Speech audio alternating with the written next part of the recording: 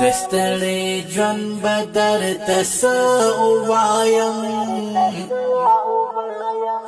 لار ویا هیڅ پوښتنه مه کړه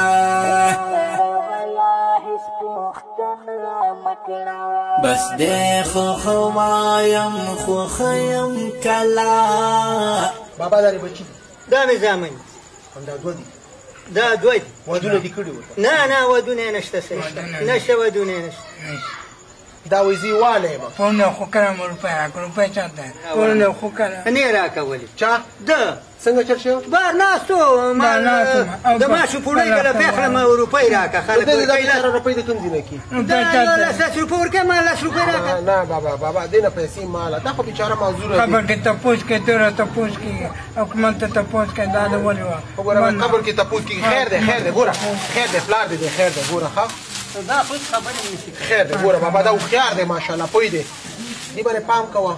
په دې خدمت مطلب په دې به ګزار نه کوه الله په خبر او په دې به ګزار نه کوي الله خفه کېږي ګوره بله ته که د دې دواړو عزت دې وکړو قدر دې وکړو په دې کې به الله تا ته جنت درکوي پاک سوتره یې قدر سره پر کوم څه ډبې پرانو څه پرانو او ګناه قرآن لږ به نور نه دی صحیح شو زه پورته یم بس دا وایي زه یې والی سم چې رالم زه یې والی ګوره ماما ته خو مشر سړی دا بیچاره معذور تپوس کوي دا قبر تپوس کوي صحیح شو بس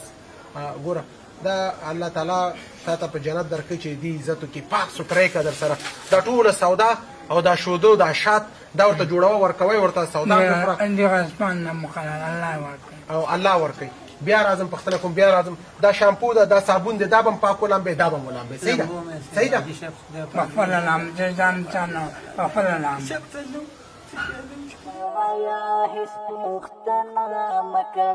بس دې خو وای شه دا سپین ږیری سړی دا ملامته نه دی بیچاره چې دي زه مزدوري نه شم او دا داسې دغه به دا دوسه وکړه چې صاحب خدای دې ورځ په قیامت باندې د جنتونه خدای نصیب کړه خدای دې تپوس صحیح شو بس جاړه مه اوښکې دې پاکې کوه بابا اوښکې دې پاکې کوه اوښکې دې دا په مخالف حقوقونو ګنده کېږي په دې باندې ژاړم چې زه به مړ شم نو د دې خدمت به څوک د دې خدمت به څوک اخسار یې له مور په مور باندې ځان ګنده ما وویل چې په سیټ کې مې ورته امتیازي کړي بس جاړه مه اوښکې دې پاکه بابا اوښکې دې پاکه جاړه مه بابا بیچاره هم سپین ږیری دی رښتیا ډېر په تنګ شو نو دې بیچاره ذهني تکلیف لري معذوره دي دواړه بچي اوس که دا چې ته زلمیان وی جوړ بابا به ناست په کور کې دی به ګټه کولی ماله چاټونو خاطراتونه حالات مال بابا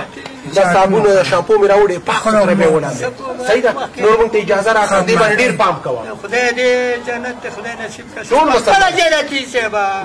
ما ته پته ده ما ته خلکو ویل په خپله جنتي حاجي صاحب د جنت په خپله جنتي د دې دواړو ډېر عزت کوه دا ټوله سودا شوه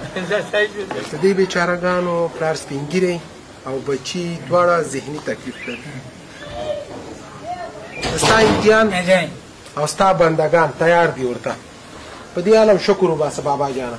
شکر وباسه هزار بار شکر دا وه د نن ورځې خپرونه د الله تعالی د مخلوقاتو بیچاره او ناچارو سره تر بلې خپرونې ستاسو په درانه خدمت کې حاضرېږم ښه وخت د الله په امان یارانو تا ته زه څه وایم زړه مې په زړه باندې سلګکې کوي بس دی نو بس نو راځه څه نه وایم